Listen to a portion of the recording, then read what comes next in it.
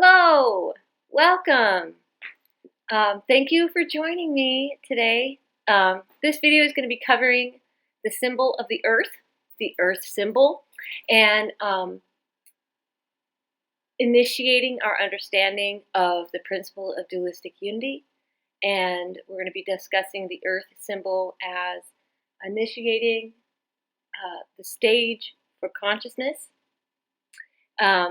Before we begin, it came to my attention, thank you, Matt, that I had been saying one of a philosopher's name wrong. I was saying Diogenes, and it was actually Diogenes.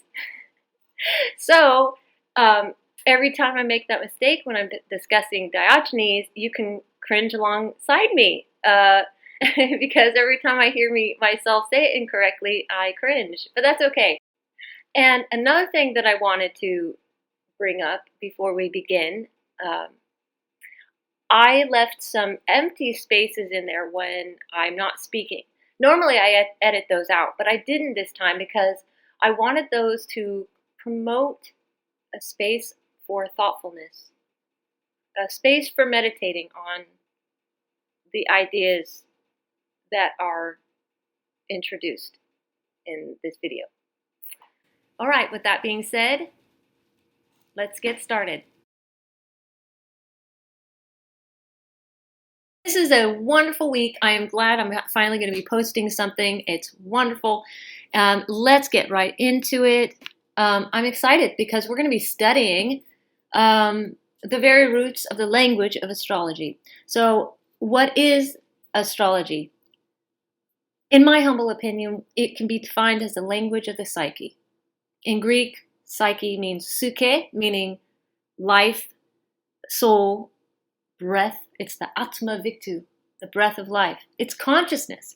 So astrology is the study of consciousness. And so I think it's fitting to begin with studying the planets and their symbolic meaning. If we're studying consciousness, we're dealing with psychological phenomena. So the planets, here are some symbols of the planets, as we can see here. Get this up a little bit here. Whoop. Here we are. We have the sun and the moon and the earth. We're going to cover a little bit about that, but we're going to begin with the symbol of the earth because the earth symbolically sets up the stage for consciousness. It initiates our understanding of the principle of dualistic unity. And as such, prepares us in understanding the roots of astrology, the language of consciousness, and helps prepare us to understand the structure, functioning, purpose, and metaphysical laws therein of consciousness. So we begin with Earth, the symbol of Earth, and we begin by trying to understand the principle of dualistic unity as initiated symbolically by the Earth. Now before I begin, I'm going to go ahead and take this off. So before I begin studying some ancient symbols, the ancient symbol of planets, there are three components that make up the symbology of planets: the circle, the semicircle, and the cross of matter. When we look at the symbol of Earth, it contains the circle and the cross of matter. So we're going to be going into that. The semicircle is, since I'm not going to be going into that too much today, I'll just go briefly into it. The semicircle, it symbolizes the spark of consciousness, the spark of divinity in each one of us experiencing. It's the unity consciousness experiencing itself in individual sparks of consciousness, in individual experiences of itself that appears as separate. It's spirit manifested as only a part of itself. So I won't go into much more of that because I want to get started with this. Okay, let me pull this up. And I'm going to put me down over here and grab this, put this up here. Okay.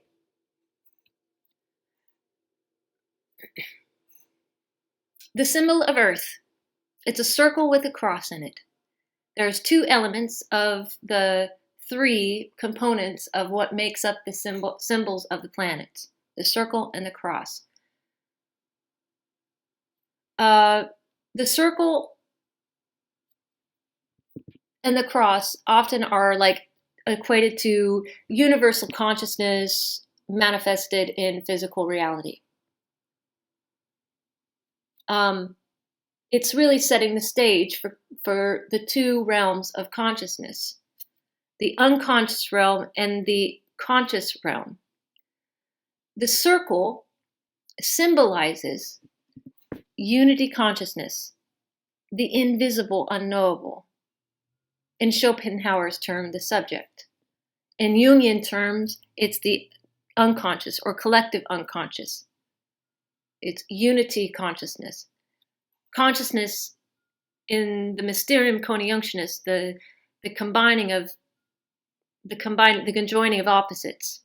Mysterium, the mysterious conjoining of opposites, of being and non-being.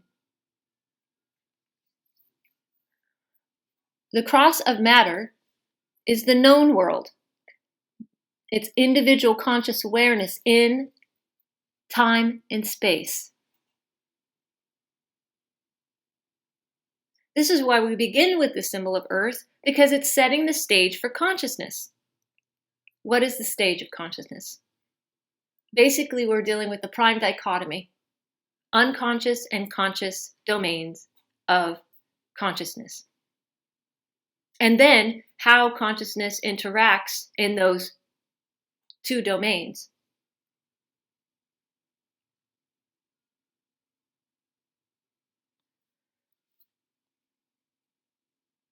When we're dealing with the cross of matter, we're dealing with time and space. We're dealing with consciousness that is capable of being aware of itself. Consciousness being able to be aware of itself as separate units from itself, from each other. It's the individual sparks of consciousness manifested in the physical realm. But in and of itself, the cross of matter is its consciousness. It's the external realm of experience. It is that which we can be aware of. It is external. It's known. It's directional. North, west, east, and south. Now you can notice here too that this is backwards from the directions on a map, and there's a reason for that. In astrology, we have south here and north here, east and west in this direction, because this is the perspective of the individual as they're facing east. In later lectures, I will be teaching Jungian psychology and then overlaying that with astrology. We will begin later, or I'm going to show the structure of consciousness as proposed by Carl Jung. And in the external realm, he has the four functions of the ego. And he actually uses this cross of matter to differentiate the ego functions. And I'm not going to go into that today, but just suffice it to know that the two domains of the structure of consciousness, the external and the internal, the conscious and the unconscious, I will elaborate that in terms of how Carl Jung structured and taught the structure and functioning of consciousness. But we're going to begin today with the astrological symbol of the Earth, because it differentiates that prime dichotomy of external and internal domains of consciousness. The circle symbolizes the unknown, the timelessness, the realm of timelessness. It is non-directional.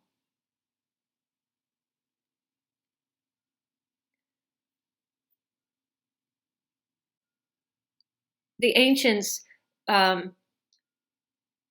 said, okay, we're going to start with Earth. It's our place in the cosmos. The planet in the solar system in the galaxy in the universe. And we're a part of that. And we are conscious of our place in that.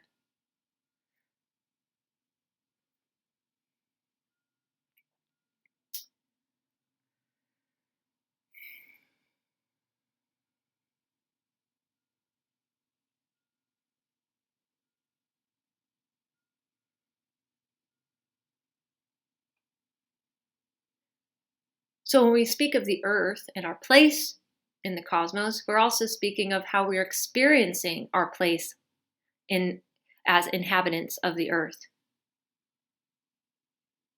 We're experiencing consciousness in two realms, the conscious and the unconscious, and thus the symbol of the earth.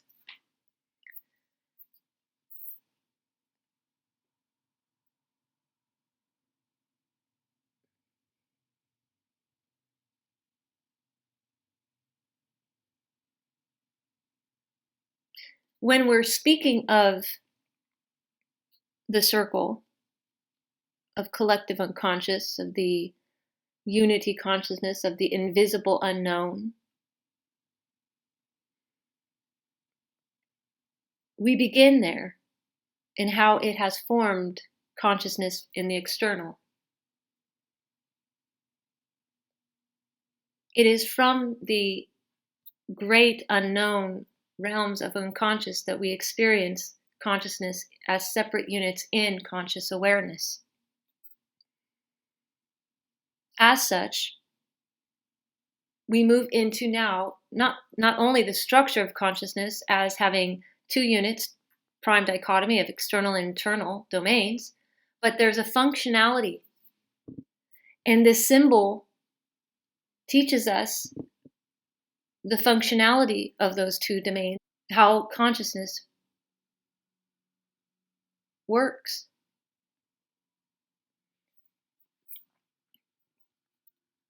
And as such, the earth initiates our understanding of dualistic unity.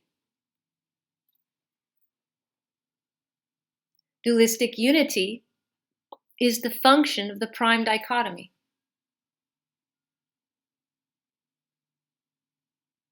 Dualistic unity is the function of the prime dichotomy. I'm going to be using several sources of other people who are defining it. It's like a definition that hasn't had a term to it until my mentor put a term to it, but he did it so it's so hidden in his book, in the Physics of Consciousness, that you could easily just pass over it and not realize the importance of this term, of dualistic unity, what dualistic unity is. So the internal and external domains of consciousness and how they function in dualistic unity, that is what the earth symbolizes. The earth initiates our understanding of dualistic unity, which is the internal and external domains of consciousness and how they function in dualistic unity. So dualistic unity is the function of the prime dichotomy. So what is dualistic unity? So how is it? What is it? How is it that unity and duality function together? That's what you'll say. So let's go ahead and seek out those very wise people who have defined the dualistic unity. All right, Kelly, where are you?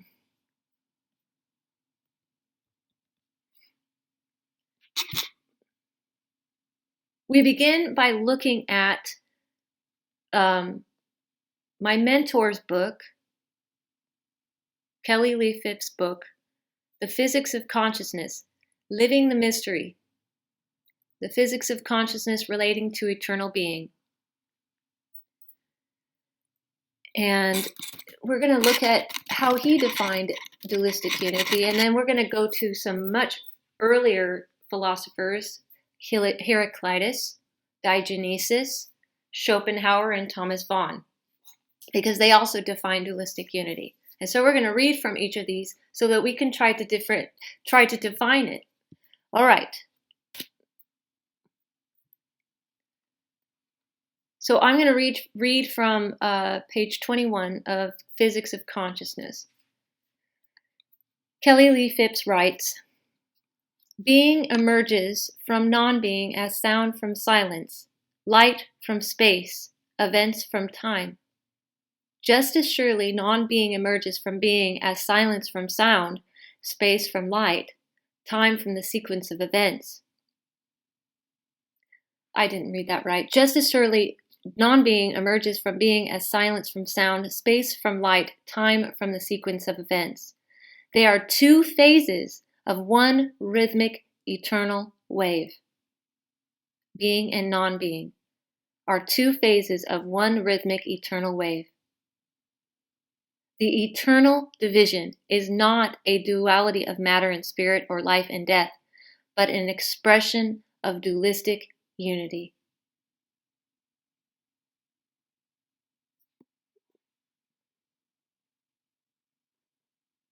The circle and the cross of matter, symbolizing non-being, the circle. Being is the cross of matter, but they are not separate. They're expressions of each other. They exist in two phases of a rhythmic eternal wave.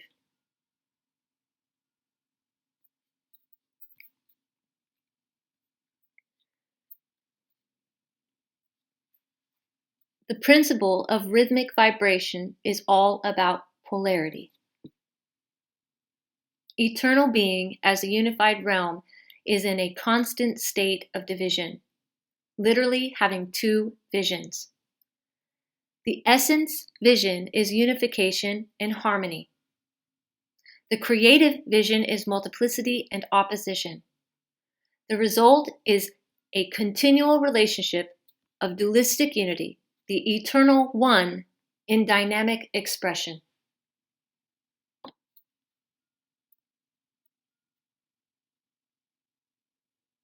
The point expands into sphere and the sphere contracts to a point, continually like the Big Bang alternating with the Big Crunch every moment of being. This is the vision of the universe, the literal turning of the one, or the one reflected through the diversity, the heartbeat of eternal being.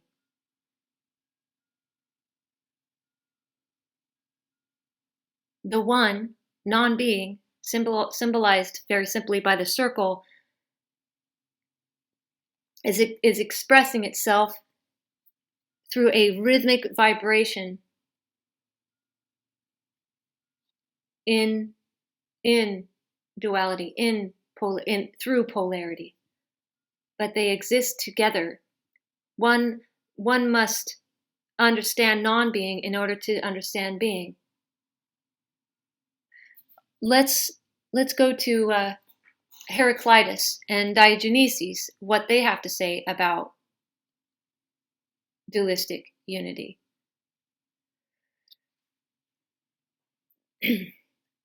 Heraclitus says, all is one, and the one contains the opposites. We have the circle with the cross in it.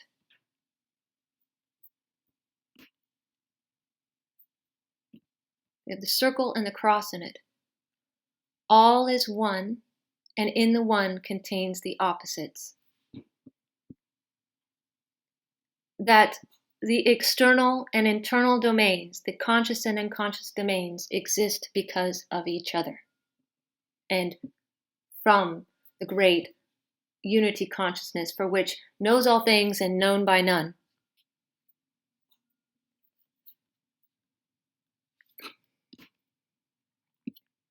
Diogenes goes further and says all things come into being by conflict of opposites.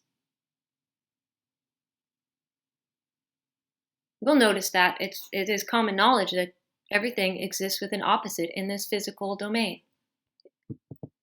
Hate, love, codependency, empathy.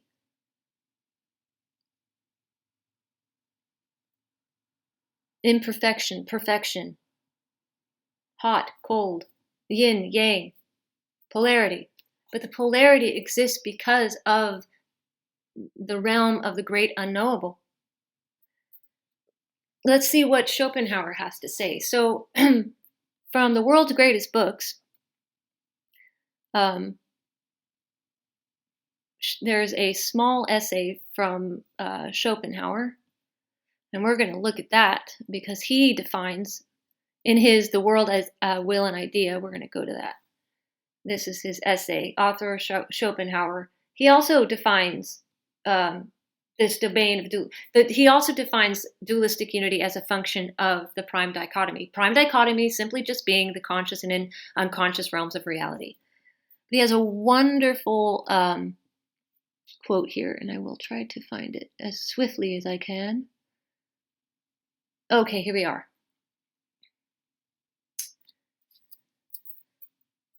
And just by the way, if you're not understanding what dualistic unity is, that's okay.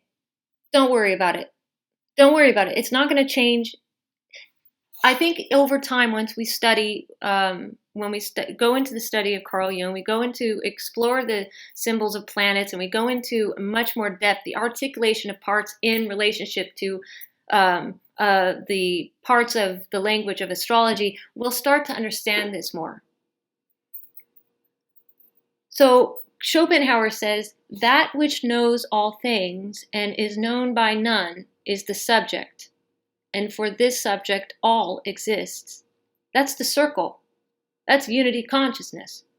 We don't know anything about it, but it knows everything about us. The divine knows everything about us in its secret domain of the internal realm, the circle. All right, let's continue. That which knows all things and is known by none is a subject, and for this subject all exists. But the world of idea consists of two essential and inseparable halves. The world of idea, consciousness in the external, forms idea. So he's already talking about the subject as that which is the circle. You can say the circle, a unity consciousness, non-being, the greatest kept secret of conscious manifestation. The world of idea is the external realm as represented by the cross of matter. All right, but the world of idea consists of two essential and inseparable halves. The one half is the object, whose form consists of time and space, and through these of multiplicity. But the other half is the subject, lying not in space and time, for it subsists whole and undivided in every reflective being. What is Schopenhauer saying here? The same thing that Kelly Lee Phipps was describing in what dualistic unity is.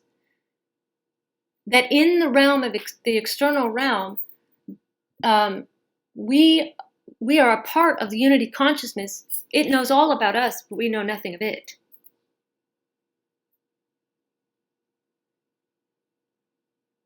As such, object, subject, circle, subject, cross of matter, object.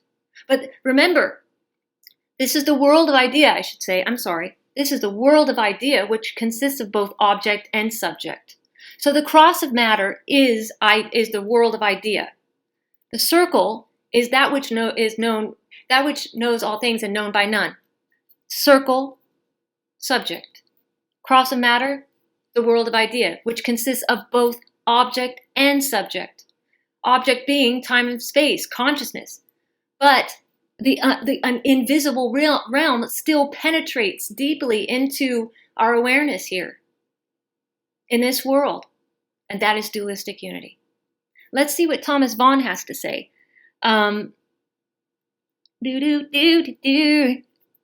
Oh, Thomas Vaughan, where are you? Oh, did I? Here. Haha.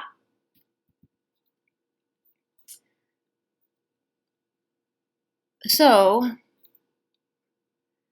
Thomas Vaughan, well, let's see, when was he? Let's see, I think 1500s?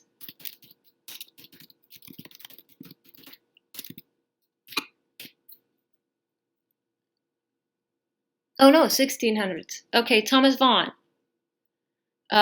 was a Welsh clergyman, philosopher, and alchemist. And and so he wrote the magical writings of Thomas Vaughan.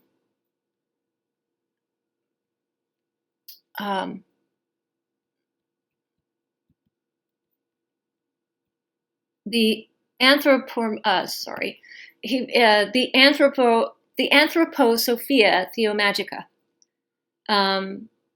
And he describes dualistic unity as well in this book. So let's read from him.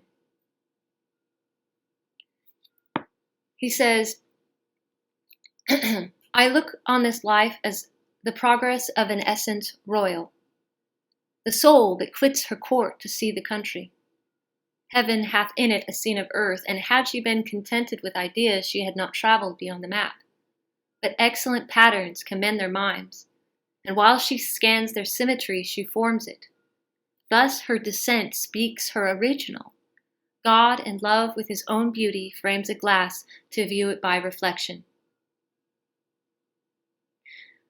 But the frailty of matter, excluding eternity, the composure which composure was subject to, let's read that again. But while she scans their symmetry, she forms it. Thus her descent speaks her original. God in love with his own beauty frames a glass to view it by reflection. But the frailty of the matter excluded eternity. The composure was subject to dissolution. Ignorance gave this release the name of death. But properly, it is the soul's birth and a charter that makes for her liberty. She has several ways to break up house, but her best is without a disease. This is her mystical walk, an exit only to return. Absolutely beautiful. What is he talking about here? He's talking about how non-being, or the unknown realms of the great, of God, the divine, the Tao, the great unknowable, that which cannot be known, that which knows all things and known by none, the symbolized by the circle, manifests itself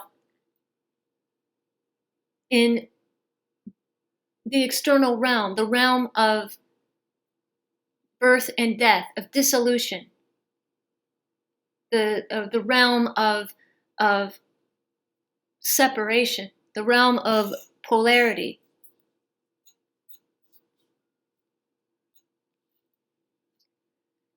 We have in this external realm of experience, we experience unity conscious as separate from itself, but it is not.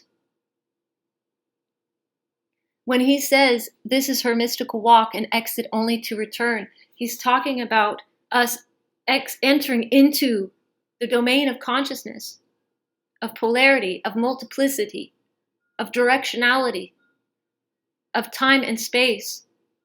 We appear to be separate, but we're not. And when we take that return back into from wherever we came, we are rejoining whatever mystery lies beyond our initial entry. And this, my friends, this is what the symbol of earth symbolizes. It symbolizes so much more than what we can conceive. It's the beautiful thing about ancient symbolism is that it's archetypal. It's a prime image derived from our experiences of consciousness as separate from itself, when in fact it's not. And through this differentiation of the conscious and unconscious, we are returning back to a sense of unity through moving inward inside of ourselves. We move inside of ourselves to realize once more that we are not separate. We move that understanding, that relationship to our inner selves back out into the world, and we share that with each other. We evolve, we learn. We learn how to love. But at first, we have to love ourselves. But how do we do that? We have to suffer what it's like to be human. We have to suffer the confines of the external domain, the confines of a sense of separation. We have to understand that. We have to investigate our experience of these things and what it means to have polarity, hate and love, hurt and joy.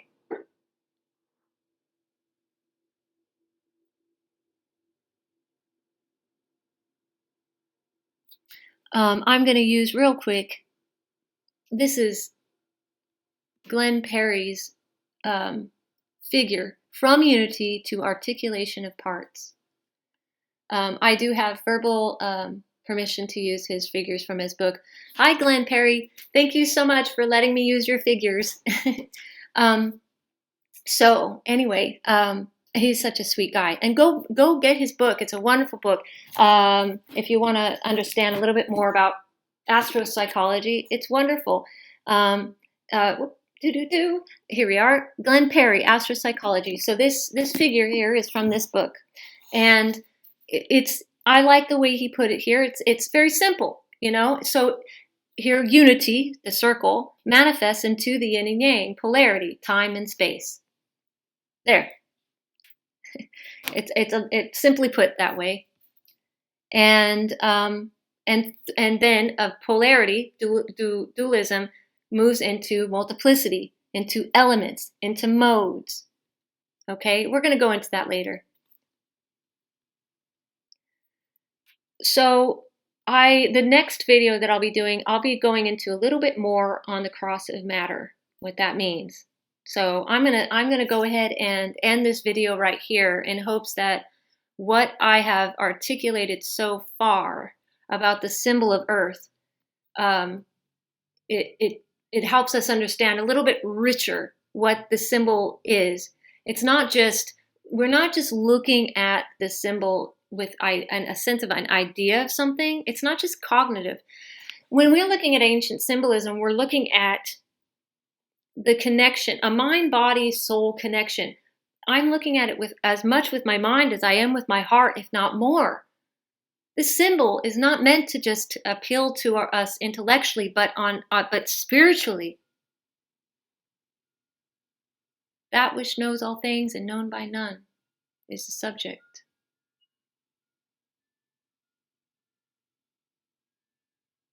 I look upon this life as a progress of an essence royal. The soul bequit her court. Her court, the soul bequit her court. Yes, the soul bequit her court from the unconscious realms of non-being into the realm of duality, of multiplicity. That's what this symbol represents. And that's why we started to look at this, because this sets the stage for every other symbol, of every other planetary symbol. We must begin with the Earth.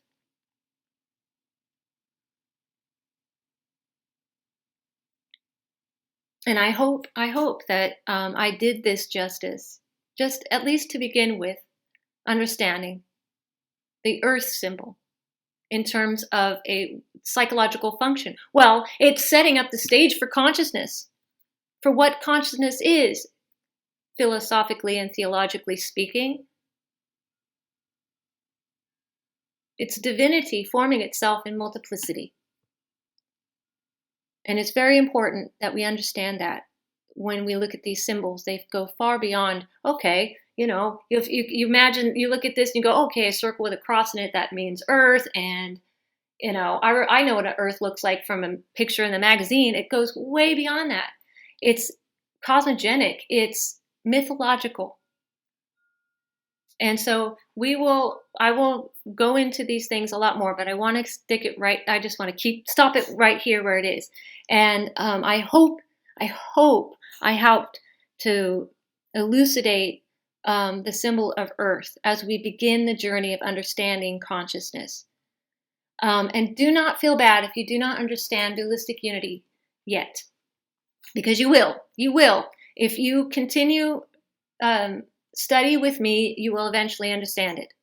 But this is just an initiation. And we begin understanding astrology. We begin studying the language of consciousness with the first symbol of the Earth. The Earth setting the stage of consciousness, the prime dichotomy of the external-internal realm in dualistic unity. Non-being forming itself in polarity and multiplicity. All right. Anyway, that is that. And I appreciate you joining me today, and I look forward to studying so much more and elucidating so much more. And we have a lot to cover, and I'm going to try my best to do this divine subject justice. I'm doing my best. It is not always easy, but I'm really excited, and I appreciate every single one of you taking this journey with me. Thank you so much. Thank you so much. All right, that's that. Mwah, mwah, mwah.